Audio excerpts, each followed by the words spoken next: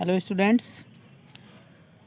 आज हम तीसरा पद गोस्वामी तुलसीदास द्वारा रचित राम लक्ष्मण परशुराम संवाद जो कक्षा 10 की क्षितिज में वर्णित है उसकी व्याख्या करने जा रहे हैं। तीसरे पद में राम लक्ष्मण परशुराम संवाद में आपका जैसे कि पहले दो पदों में देखिए कि परशुराम जी से और लक्ष्मण जी से वाद विवाद हो रहा है।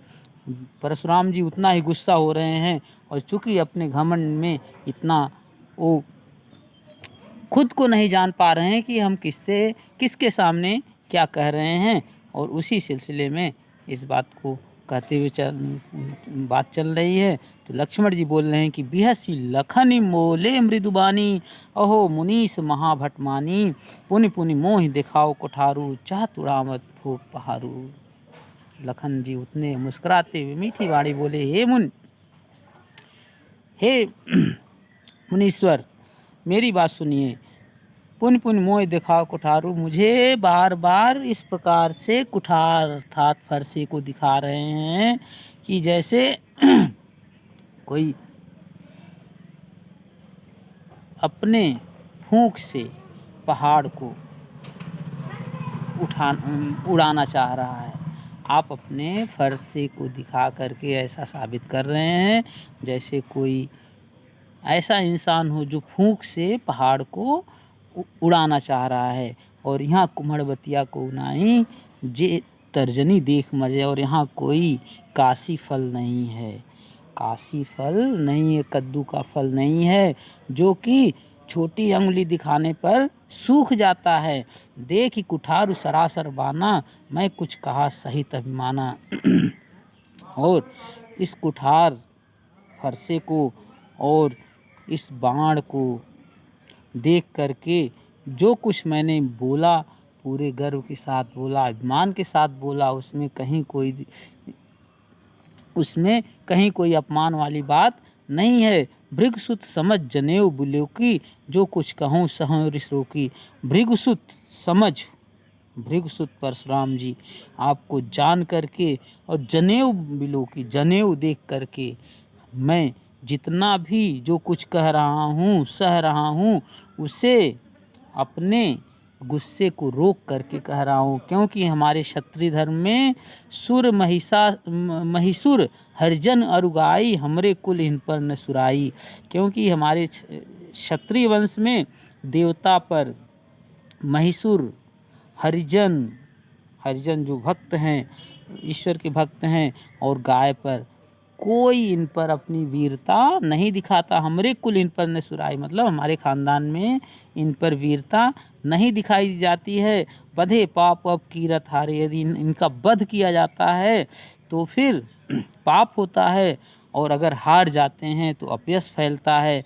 मारता पाप पर ये तुम्हारे, और अगर मार भी जाते हैं तो भी आपके पक्ष में होता है। और कोटि कुलिस सम वचन तुम्हारा, व्यर्थ धरौ धन बाय कुठारा।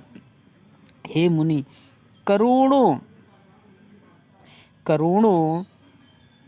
फरसे के समान तो तुम आपका एक कठोर वचन है, झूठे ही आप धनुष और इस फरसे का धारण किए हुए हैं। हे मुनि, आपके लिए तो ये बेकार है, आपके जो कठोर वाणी है वही करोड़ों फरसे के समान है।